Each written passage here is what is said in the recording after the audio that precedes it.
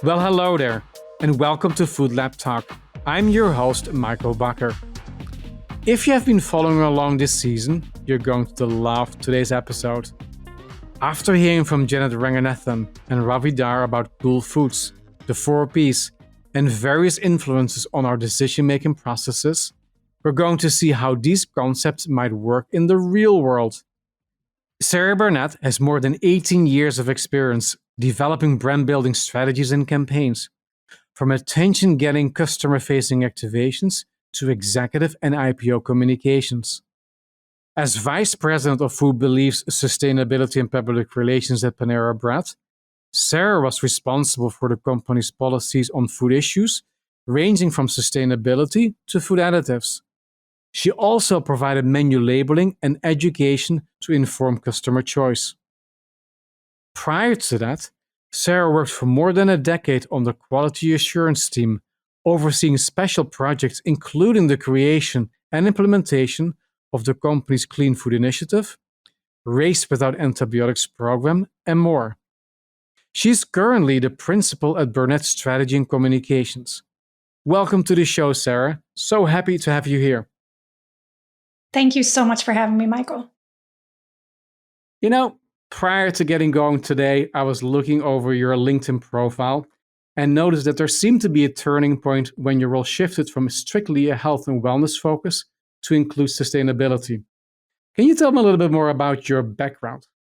Sure, certainly. There was definitely a pivot point from 2013 to 2014 in my career. As I started out from my education, I was a scientist by training, a biologist. I did an environmental fellowship. And in all honesty, I didn't expect that I would end up in the food world.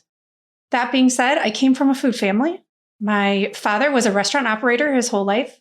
My mother was a grocery store manager. And so I've always touched food in some way. So maybe it was serendipitous that I ended up at Panera.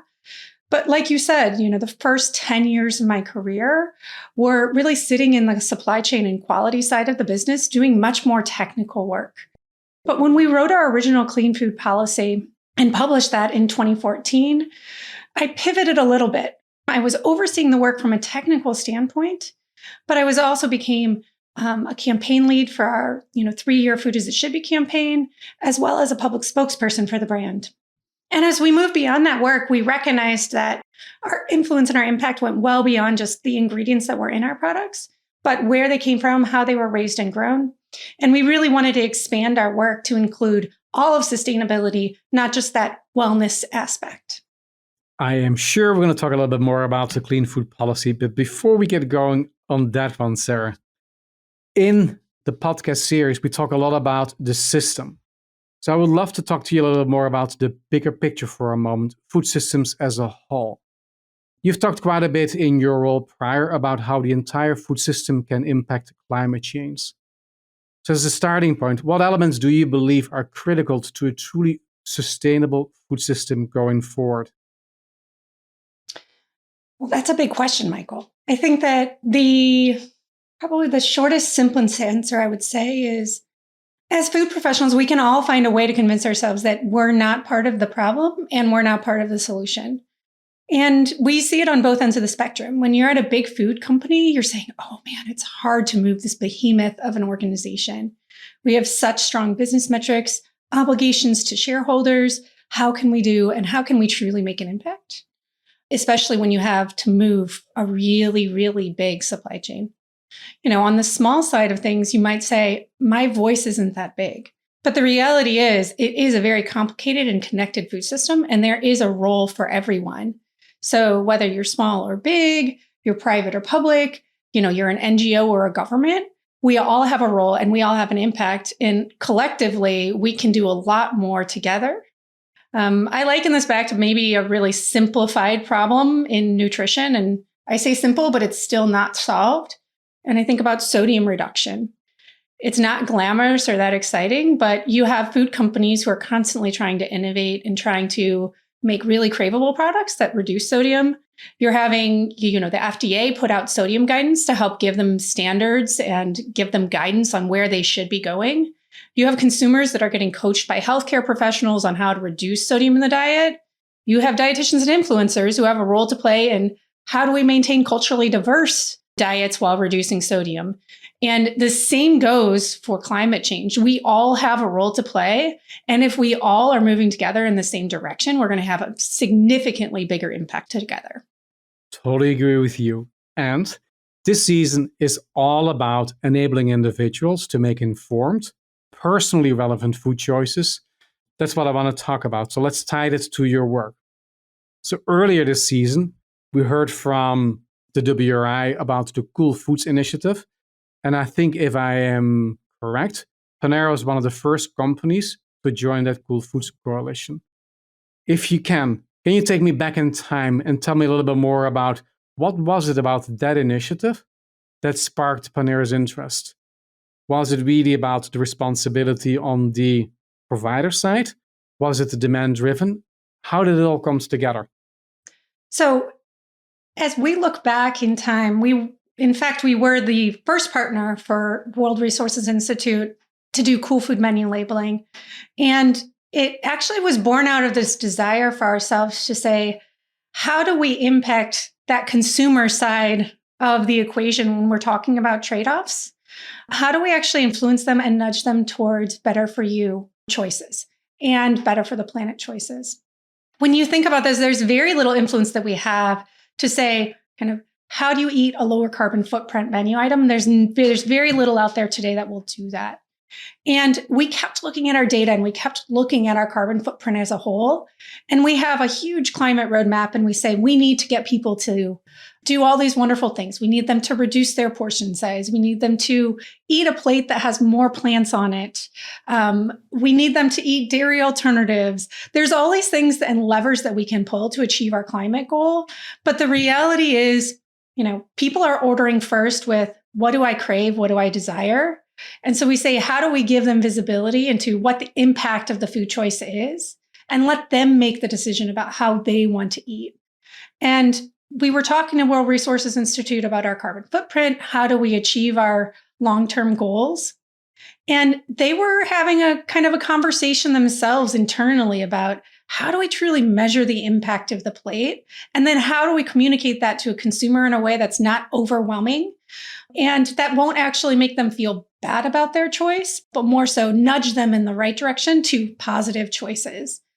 And we were really excited when we were able to provide them that data set originally to actually calculate the carbon footprint down to the individual entree level, and then using their research, really figure out how to do a certification together. If I can build upon that a little bit more, when do you feel, or what was the experience of Panera or you personally, of when that information was actually most impactful? Was that at the moment of people actually making the choice at the register? Or was it when people just looking at the menus prior or afterwards and say, now that I know, the next time I might actually change my behavior? Michael, I think that it's a great point to say, what point in the customer journey are you actually influencing and shifting behavior? I would love to say that when the guest walks up to the counter, they're making a different choice for that immediate meal. I'm not seeing evidence of that. And throughout our experience, we didn't see that immediate shift. There's a few customers who are going to do that, but it actually is about that second purchase. And, I think that there's two things that I would hypothesize here and that we've seen through data. One is when I'm going to a restaurant, I've already decided I'm going to, Chipotle because I want a burrito and I want the burrito that I love. So I came in to do that. And now for them, they do how good labeling, which is really interesting as well. After I see that information, that gives me more information to take in and think about what is my next conscious choice the next time I come to that establishment. For Panera, we see this actually and tested it through CRM campaigns. So post-purchase, we have a huge loyalty program. And guess who had purchased a Cool Food meal? They got a message. And sometimes it was a message of, we hope you enjoyed your meal. Here's all the great ingredients that were in it and where they came from. The next cohort got a message that says, hey, did you know that what you ate was a Cool Food meal? This is really great. This is what you did for the planet today. And then another one was that message about the planet plus a deal, because we always like to see if a deal helps people nudge them a little bit. What we found is the most opened and most motivational was that middle, was just telling them the impact on the planet. They made a good choice. It's kind of giving them that little pat on the back, the confidence boost that they made a good decision. And they more often than not actually came to see us more frequently than they historically had and repurchased that item. And so for us, that's what we're really looking for, is more and more of influencing behavior over time. And Michael, I would just click this one level deeper in terms of consumer motivations. In many ways, we talk and debate, and many academics debate in particular, calorie labeling and how effective was it really when it went to menus. And I can provide absolutely no data point to say that it has changed the amount of calories consumed. But we did this way back in 2010. It became law in 2018, so we have a very long history. I have not seen my average calorie consumption shift down across the menu. But I believe, and this is maybe just me search for myself, we all spend from a nutritional wallet. And we think about our diets in terms of a day, a week, a month. How did I eat during the holidays, the season? And so just like with calories, I might say that I'm ordering a more indulgent lunch. That means I'm going to have a salad for dinner because I've changed my behavior, maybe not in that day part or that occasion, but I do it later. And so for me, I have to think we have to start measuring these across really an extended diet time period to see the full impact. I don't think we're ever going to see that immediate shift in behavior as much as I would love to. I just don't think that that's exactly how our behavior works. Totally concur with you. And I think a couple of additional build outs. So obviously there is tension in the system because a provider can reduce the calorie count by, for example, making the item smaller. But that leads to potentially a lower price point, lower revenues, and that would go against the desires of ultimately a profit-driven organization. I think that is one.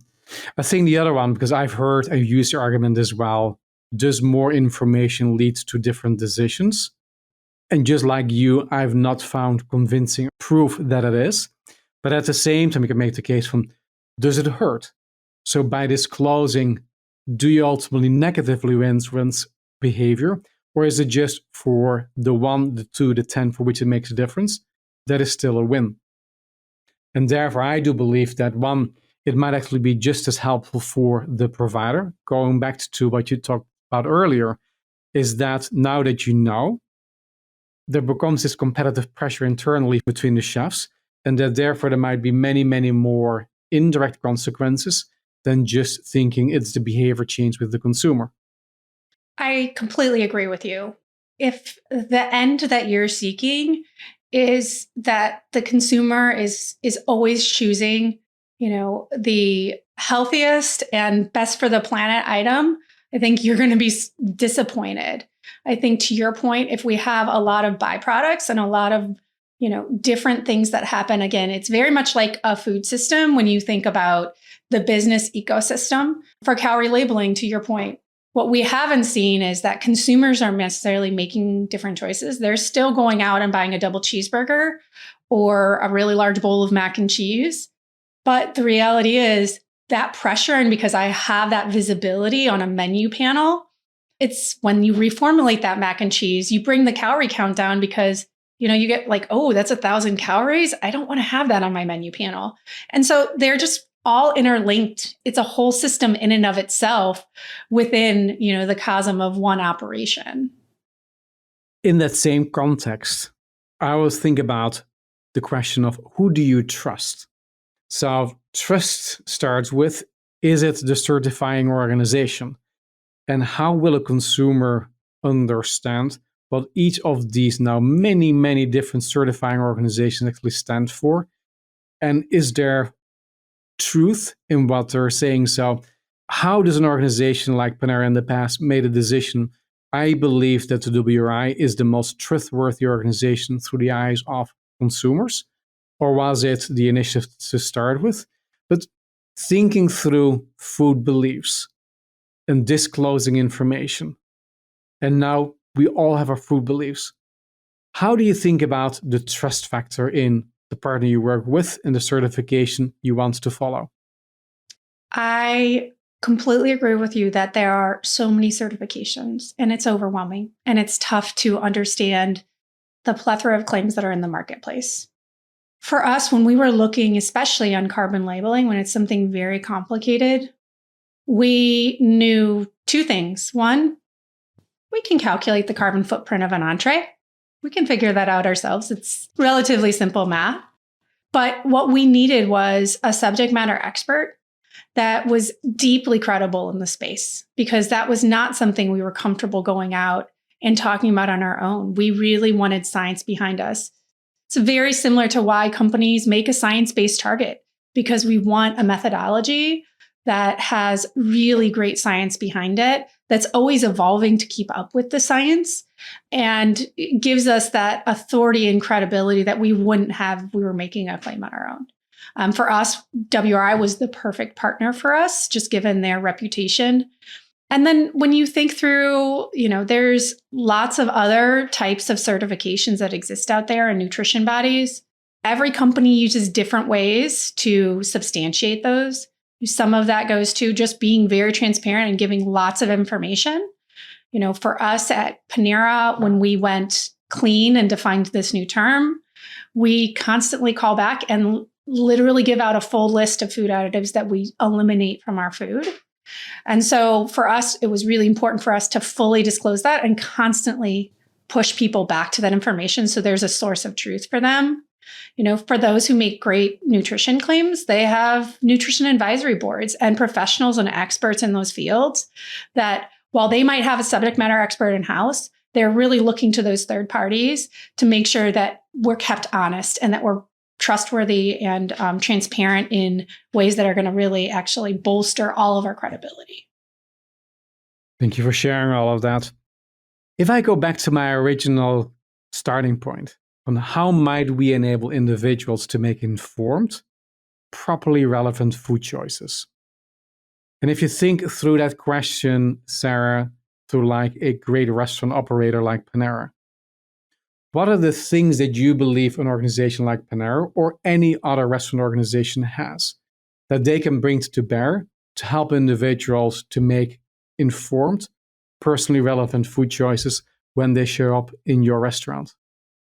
I think that there's 3 key foundational things that people can do to help people make the choice that is best for them and personalized.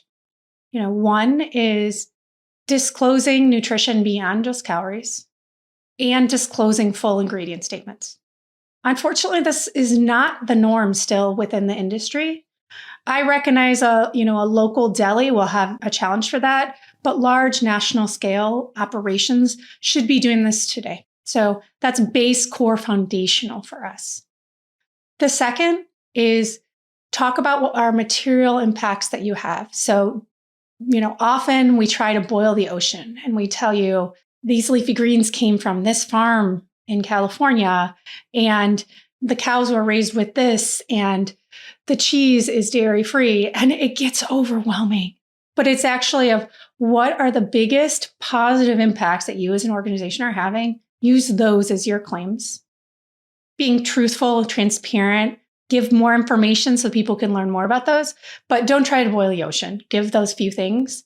And then last is really think through in terms of, all of those levers that you can pull for your carbon footprint. What is the best solution for you? It might not be the best solution for you to put, the carbon footprint on menu. It might be better for you instead to spend your time, resources, and energy creating a really great plant-forward menu item that people are going to come to your restaurant every week to get. So it's really about understanding your organization and using those levers to really influence consumers to shift towards those better for the climate type menu items. Love the clarity of what you just said. Disclosing full ingredients and nutrition.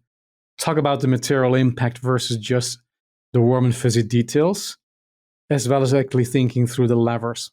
Love it. In this podcast, I think a big part of the audience are change makers. So I'm actually really curious about the following, Sara. During your time at Panera, the organization launched a variety of really, really cool initiatives. Your organization was one of the first that really came out with a clear and concise policy. From a change-making perspective, can you talk a little bit about from how did an initiative like the Clean Food Policy comes together? Was it the CEO really said, that's what I want to do, I'll create a team and then make it happen? Or is it ultimately you in your role saying, I understand the direction of the organization, and here's how I believe, as the leader of my area, I can make the difference with the broader organization? So where does change start in a large organization? I think historically, knowing the journeys at many different companies, whether that's my clients now or at Panera, the journey is different for each one. In terms of clean food, it actually started out with a nutrition executive working group. We had a group from our CEO to our head of supply chain to our head of culinary, and we were meeting periodically and we were talking about the things of the moment. We were talking about menu labeling. We were talking about artificial trans fats. We were really talking kind of in the nitty gritty of nutrition because we were a brand that was known for better for you food. And how do we continue to live into that and evolve even further? We had the sense that we needed to do more.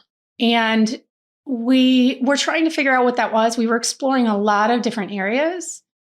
And it was overwhelming, to say the least. We had, 20 different directions we could go down. Are we going to go fully organic? Are we going to go, and learn about regenerative agriculture? Are we going to go lean in on plant-based? And we actually took a step back collectively, and a small group of us got together and we said, ultimately, what we want to do for our guests is make them feel confident about their choice. I want them to walk out the door feeling better about themselves than when they walked in. And so for me, that really boiled down to this core question of what do I actually feel proud to serve my family and the people I care about most? So it was a really emotional question and maybe a really human question that led us to clean food. Because, at that time, I was a new mom, I had young children, and I was thinking about what is it that I want to put on their plate? What's going to help them nourish, thrive, and grow? And that's what led us to our clean food commitment. It was really about removing those ingredients that I didn't want to put on my plate. And you certainly wouldn't find in your pantry. So that's where we were led. In other commitments, it's probably a lot more scientific and maybe pragmatic. But I don't think that you can ever really lose when you're really trying to meet kind of a higher need than just, fuel, and food is fuel. If you're trying to actually nourish and support the food system in a way that does much more and gets to the heart of the matter, I think you're always going to be successful. Love the connections to ultimately heart and mind. It's not just about the science, it's about the emotional connection. And I can truly relate to being a parent, thinking through what would you want to feed your kids. Love that story. In your career so far, you've had many, many successes, and it's wonderful to celebrate those. It's always interesting to think through from what can you learn from successes and what can you learn from things that turn out to be different than what you originally anticipated. So for the change makers on the call today, are there some lessons you have from things that didn't necessarily work out in the way you originally planned for during your change-making journey? I think that one of the biggest learnings that I've had as a sustainability professional has been the necessity for and the downfall when you don't have a clear business plan related to the work that you're doing. It was very clear, for example, during COVID, we were not the only ones who were cutting menu items across the board because you're looking at protecting your margin. You have a supply chain disruption. There is so much work going on. And items that are niche items on a menu, for example, tend to be really challenging for both your supply chain, but also operations. And so if you really don't have not only that initial business plan, but that long-term ROI calculated of why does this, for example, menu item still earn a place on the menu? Because it's not going to be the top category seller. It's not going to be, selling off the shelves every day. How do we get that to have a different type of concept of ROI around it. It's really challenging to do that. And I would say, in all of my time, I wish that I had built, and it seems silly because it's not fun building them, but I wish I would have built and developed more business plans, not just the passion for, the desire for, and the commitment to doing better, but also building that business case to really make sure that the commitments have longevity and can stay within the business no matter what the disruption. I totally agree with you. And I would unpack that even further. It's not just a business plan, or maybe it depends on how you define a business plan. It is the path to implementation. Because what I've learned as well in my own organization, we've made a variety of really amazing, bold commitments. And it's amazing when you get your senior leadership to embrace those. But then when you become the lucky ducky to say, and now act upon it, that's very, very different.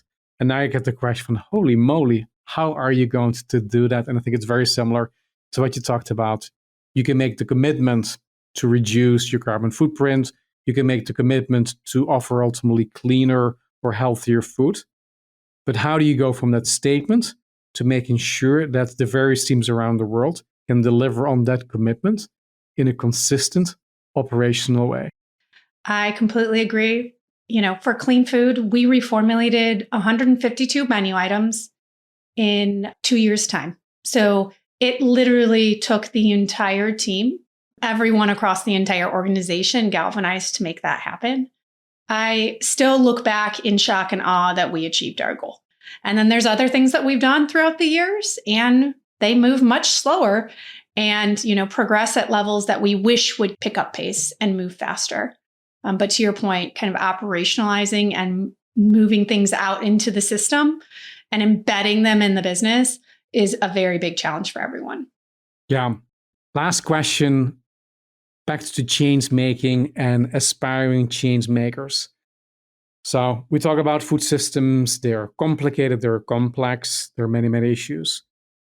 Any words of wisdom for aspiring change makers in food, of how to think about it or how to get going, or where do you see opportunities?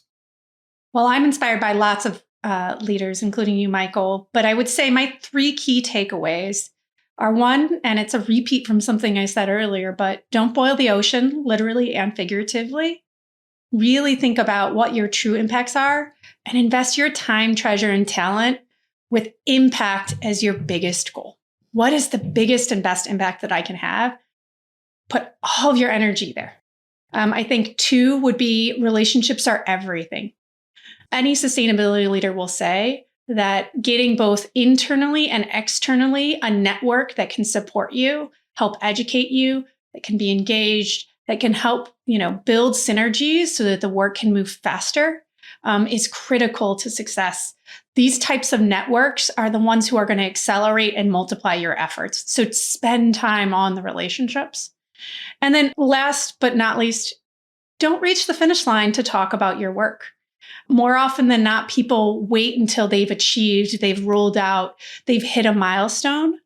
But actually sharing your journey along the way allows you to actually inspire, influence others who might actually help you on the journey along the way. So don't be afraid to share that. Now, you might not put, a certification on your menu when you're not there yet, but talking about your journey, for example, towards regenerative agriculture and what you've learned is going to serve all of your peers and help actually accelerate the movement. Love those insights. Better together. With that, Sarah, we're at the end of our time today. Thank you so much for actually spending time with me and sharing your insights. Thank you so much. I had a lot of fun talking with Sarah. She has real change-making experience in the arena. She truly gets it. I loved her 3 takeaways for change makers, especially her advice not to boil the ocean. It's true that we all have a role to play in systems change, and it's important to consider where we can each make a unique and lasting contribution. In changing a complex system, there are many levers to affect change. That's why it's so important to understand your organization and where you can have material impact. I also appreciated Sarah's story about the up and downstream effects of the Coolfood initiatives at Panera. What started as a way to increase transparency to the customer, a downstream effect, led the organization to improve their innovation pipeline, an upstream effect. To me, these ripples in the system underscore the unpredictable nature of change making and the importance of methodically piloting a decision before scaling it. For more information about the examples and topics described in today's episode, be sure to check out the show notes. And thank you for joining us for this episode. If you liked what you've heard, subscribe to the podcast at foodlabtalk.com or wherever you listen to your podcast. And be sure to follow us on LinkedIn and YouTube at foodlabtalk. As we close, I invite you to pursue your own bold vision and take whatever action you can take toward a better food system. Imagine, believe, and most importantly, act. See you next time.